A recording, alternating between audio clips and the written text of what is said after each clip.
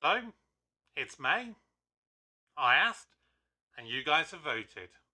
It's time for another ranking.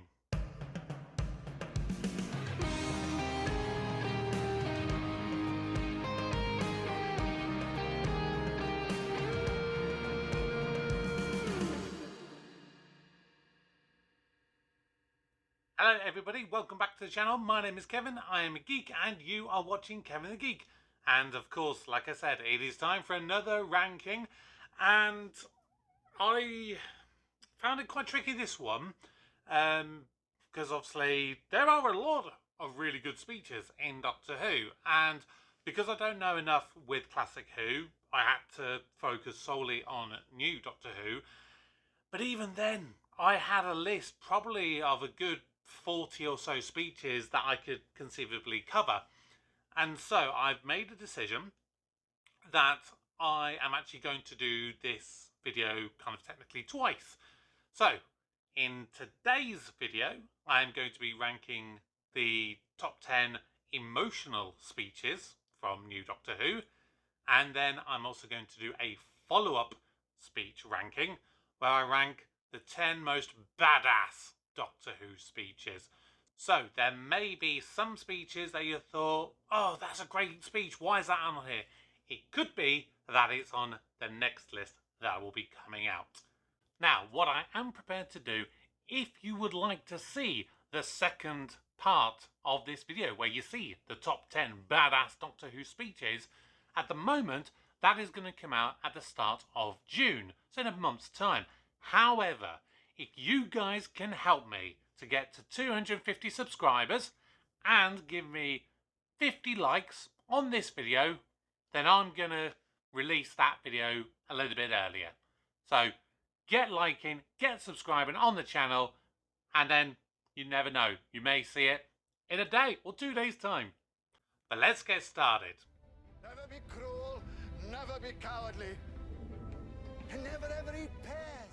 So this first speech in at number 10 is the 12th Doctor's regeneration speech. And the reason that it's at number 10, it is a good speech. However, I do feel that it kind of treads on the toes a little bit of, one or two other ones that are, higher up on this list. It's quite an emotional scene, and is that because of the whole regeneration aspect of it? Maybe, maybe not. But, Peter Capaldi is just wonderful at giving these really emotional speeches, and I had to include this one on here, but there are just 9 that are, in my opinion, better than this one. I am an idiot with a box and a screwdriver. So, I Am an Idiot is a speech that I kind of was in a bit two minds whether I would include this in the emotional speech or in the badass speech. And I felt fundamentally the kind of message that it's trying to convey relating to love and things like that, I think that's what ultimately put it on this one. Again, I think there are ones that are a bit better, and more emotional. The Doctor wasn't really that emotional within this, but the emotion of the speech is what probably got it onto this list. The second sun would rise in the south and the mountains would shine. The leaves on the trees were silver. This one I kind of forgot about until I rewatched Gridlock recently. And I tell you what, it's one that is, I think, worth remembering. Now, I think part of what makes it quite emotional is, of course, the subject matter, where the Doctor talks about the Time War and the horrible destruction that happened. And of course, bearing in mind at this point, he thought Gallifrey was gone. But I think it's also emotional because of how he has been treating Martha up to this point. He's been very dismissive of her. He's been kind of wallowing in self-pity. with the loss of Rose. And in his own words, he's kind of been showing off a little bit, kind of bragging a little bit almost. And so this is really the first kind of heartfelt moment, I would say, that you get in this season for the 10th Doctor. And the 10th Doctor has some really good speeches, but this is actually the only one I'm including from David Tennant. It's the most heartfelt, I think, of all of the speeches that he ever did, and the most emotional, and so that's why this one is here. Love, in all its forms, is the most powerful weapon we have. Because love is a form of hope, and like hope, love abides. So Jodie Whittaker's era and Chris Chibnall's era of Doctor Who is very inconsistent. But here, this is arguably one of the most emotional and heartfelt moments that Jodie Whittaker really got to give. And the way that this wedding speech was written was just perfect. You know, it touches on the raw emotion of a wedding when you have two people who love each other and they're coming together to commit their lives to one another. And it's a cliche, I think, that in so many speeches and vows and things like that, there'll be someone at some point saying, you know, I feel the luckiest person now, or you two feel like the luckiest people. But this kind of takes that cliche and words it in a way that I just feel elevates the normal speech that people would give at a wedding. I really like this one. And another one that I nearly forgot about. Come on then. Take mine. Take my memories. The Rings of Akaton. There's so many things that I love about this speech. And, yeah, before writing this, I thought, oh, this is going to be like top 3 easily. But there was just others that are just so much stronger, I think. This is an incredibly strong speech given by Matt Smith. And I think the testament to this speech comes in the form of my best friend, who is not a Doctor Who fan. He's not into it at all. But I do remember when that episode aired, and we went to the pub the day after, and he said, oh yeah, I kind of watched Doctor Who last night. I was a bit bored. There was nothing on TV. And he was like, I tell you what, that speech he gave at the end, that blew my mind. That was amazing. And that, I think, is a testament to it. And overall, I think there's so much stuff that comes into what makes this speech so good. I think the music, the song that's playing, you know, behind it gives you that emotional lift to it. And the way it's performed is brilliant. The actual speech itself, I think that's the thing that means that it's not quite as strong as the other 5 that rank higher on this list. And I think it's the acting and the performance that pulls it more forward, more than the speech itself. Have a good life. Do that for me, Rose. Have a fantastic life. Christopher Eccleston. Take a bow.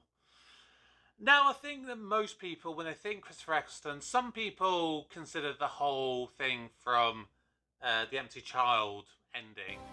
Everybody lives, Rose. Just this once. Everybody lives. I think a lot of people consider that to be one. For me, I don't really consider that a speech. You know, it's a good moment and it gives a, you know, it's not a speech for me. And that's why I'm not including that one. But this one, the emotion and the weight behind this you know, that he has his companion and he promised Rose's mum that he would look after her. And that's exactly what he's doing. And we've never really done that, I would say, since, really. The closest you could say is maybe the Doctor trying to send Donna back to the TARDIS in the Library two-parter. But you haven't really had a situation where the Doctor's gone, no, I'm sending you away and I'm getting rid of the TARDIS because ultimately, you know, I feel that there's no way out. You know, it's just a wonderful scene. The music's great, the acting is great, and I think the fact that it's a hologram, you know, that just, I don't know, it adds something for me personally. Such a good moment, really kicks you in the feels. When you fire that first shot, no matter how right you feel, you have no idea who's going to die. You don't know whose children are going to scream and burn. How many hearts will be broken? How many lives shattered? How much blood will spill until everybody does what they were always going to have to do from the very beginning? Sit down and talk! Now, I think a lot of people expected this to be number one, or at the very least top two. And don't get me wrong, I love this speech. I really love this whole scale model of war thing because the emotion behind it and the sentiment behind it is powerful. The acting that Peter Capaldi gives is skin-crawlingly tingly. I don't know, that's not really a sentence, really. Yeah, it kind of got away from me there. But there's just something about it. And maybe I think one thing that detracts from it is the fact that it does go on a little bit too long. It is a very long speech, and probably the longest one on this list. But it's just, there's so much raw pain and anger and emotion behind it. And I think things like, you know, the recent kind of Ukraine and Russia conflict, I think that kind of now adds a little bit more emotional weight to this speech. And it's just so powerful. But there's three that I just think just edge it. We all change. When you think about it, we are all different people, all through our lives. And that's okay, that's good. You've got to keep moving so long as you remember all the people that you used to be. Now, we started this list and this ranking with the 12th Doctor's Regeneration speech. Now we've got 11's. And it gets me every time. It kicks me in the feels. It gets me tears in my eyes.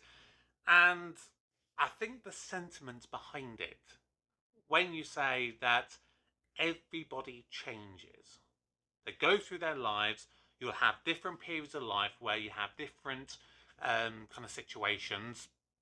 You know, when you're a child, and then when you go through your teenage years, your young adult life, then going into your middle ages, and then you go into your twilight years as an old person, you're constantly going to be changing, and those are going to be kind of phased and shaped based on those life experiences, based on the people that you meet. Everyone is going to have different times, but they all come together to make you the person that you are in that moment. And I'm a very different person. You know, I mean, just the hair alone, for example. You know, the emotional maturity I have, you know, just the manner in which I am, they're all very different. And they've all been shaped by different people that I've met and all those different experiences. And that is why I think I love this speech so much. It's a very powerful metaphor for life. I do what I do because it's right. Because it's decent. And above all, it's kind. Now, this one, again, I think some people may have expected this to be number one. There's one that just beats it. But the reason that this one is so high, again, partially is going to come down to Peter Capaldi. He's just a magnet for these emotional speeches, everything that you can see within his performance, you know, from the simple hand gestures to what you see in his eyes. He meticulously thinks and plans out all of his speeches to get the absolute best out of them. But for me, the message behind this is what cuts it here. We're not always going to do the right things. We're not perfect. Nobody in life is perfect. But if all that you can be, above all else, is kind, that is what is important. And I feel that over the last few years, I think a lot of people have forgotten to be kind. You can have disagreements with people. Doesn't mean you have to be nasty and hurtful. You can just be kind. Such a powerful speech. And, I mean, it's rounded off amazingly when you have the master turn around and say, "This is the face that didn't listen to a word you just said." but yeah, if there's one thing that you can take away from Doctor Who, just be kind. Now, it's time to find out my number one pick. The good things don't always soften the bad things, but vice versa. The bad things don't necessarily spoil the good things or make them unimportant. And we definitely added to his pile of good things. Now, this one is a short one. And the subject matter that this episode tackles, I think, is one of the most important subjects that we should be looking at. Because people are going to have good days. They're going to have bad days. And what is really important is that you support those people. You try to identify when they may be having a bad day. And you do what you can to help them. Sometimes it's giving them the chance to talk and to air out their thoughts. Sometimes it's just doing something nice for them. You know, offering to go and get them a bottle of milk from the shops. You know, a tiny little gesture that may, you know, seem like nothing. But for that person in that moment, it could mean the world to them. Mental health has a stigma attached to it. People hear the words mental health, they immediately think of the really bad stuff. And I'm talking more in terms of things like an actual degenerative illness of some kind, rather than just your own kind of inner worth. I think that there's not enough people that understand negative mental health, and it's something that people should really, really invest some of their time just understanding, to know the signs when someone may be having a bad day, and like I said, to do what you can to help them. And what the doctor says when he says we've definitely added to his pile of good things, that is the crucial thing. Now, I'm a firm believer that mental health really should be explored in more detail. And for those of you who haven't seen it, I do a series on my channel where I have reviewed Ted Lasso, the TV show from Apple TV, and I'm currently reacting to the 3rd season. And if you have never seen it before, I strongly recommend that you go and watch that TV show. Because for me, it has the best depiction of poor mental health and anxiety and stress in anything that I've ever dealt with, and how people try to cope and how other people will try to support you.